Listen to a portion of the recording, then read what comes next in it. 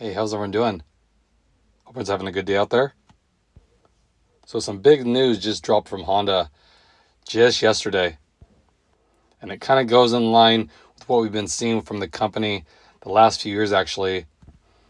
But it marks a big change for them. And if you guys are in the market for a vehicle, this might change exactly if you maybe shop for a different brand. It's going to definitely limit your choices going from Acura or Honda. And I was kind of surprised they did this so soon. So let me go ahead and get into exactly what just came out yesterday and see what you guys think of this.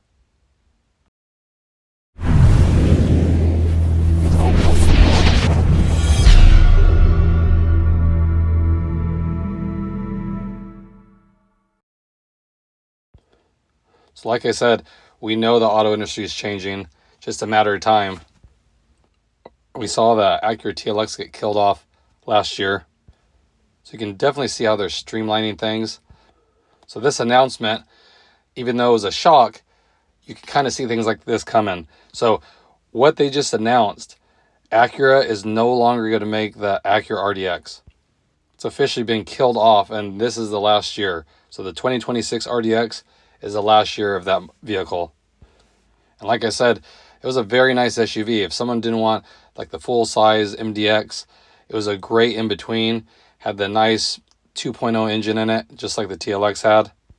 But I'm starting to realize that 2.0 motor is getting phased out, because now with the exit of the RDX, the only thing you have left for Acura is you can go to the Integra that has a 1.5 turbo.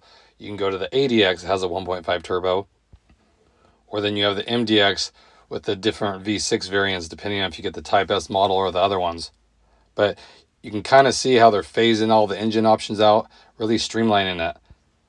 Acura did announce, though, that there will be a new RDX in a few years, but it's going to be a hybrid and more likely a two-motor system.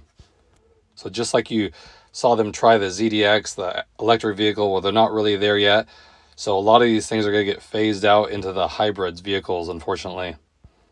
And it is sad. The RDX has been around for 19 years. I remember I always wanted one. I was even thinking after the TLX, maybe get into one just because it's higher up, but it still has that same 2-liter engine with the 10-speed automatic. But obviously that's going to change here. And then one of the main reasons is what Honda's stating is that over the last few years, the MDX has outsold the RDX, and even the new ADX, a small ADX that they just made, outsold the RDX for last year, for 2025. So that kind of shows you that people either want the more full-size 3-row SUV, or if they're going compact, they can get better fuel economy in the ADX and a lot cheaper price point as well. So all those things led to this getting killed off probably sooner than they originally planned, but that's where it is at right now. So after 2026, the RDX will come back in a few years as a hybrid. So definitely not going to be the same driving characteristics.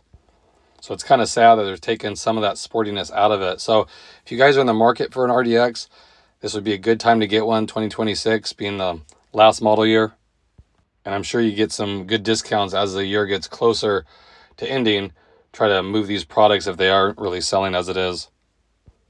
So let me know what you guys think. Did you see this coming? Because it seems like the motors that the enthusiast wants, like a 2.0 motor, has some good torque, and a 10-speed automatic, those things are kind of gone, and they're going to the CVTs.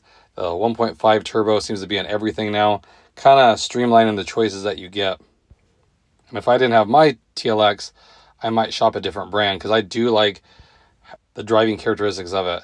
It has a strong motor, they're really good engines, and in my mind, the 10-speed automatic is a perfect match to it. Very seamless shifts. I can get pretty decent fuel economy if I baby it. And I never feel like the engine's struggling. I always feel like the torque is right there. So it's kind of sad that in a couple of years that'll be no more. It'll be these hybrid systems. So if you want a more performance-oriented vehicle, you might have to shop elsewhere. So again, let me know what you guys think of this in the comment section.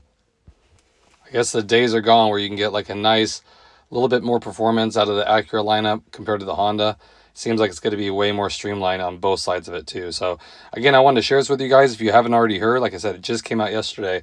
So be interesting in a few years to see how Acura as the brand looks compared to what we know of it over the last couple of years.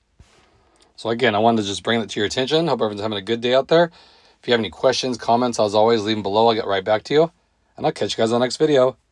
Thanks again, everybody.